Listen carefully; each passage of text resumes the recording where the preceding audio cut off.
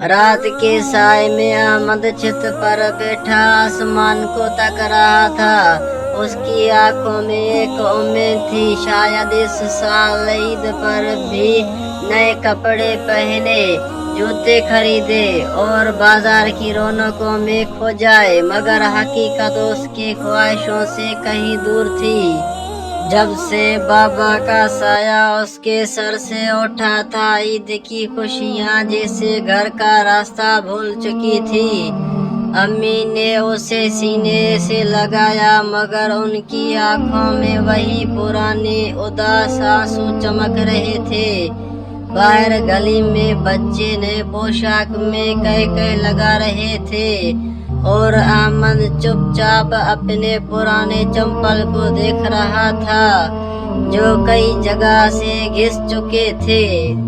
तभी दरवाजे पर दस्तक हुई। एक महलेदार चाचा अहमद के लिए एक जोड़ा और जूते लेकर आए।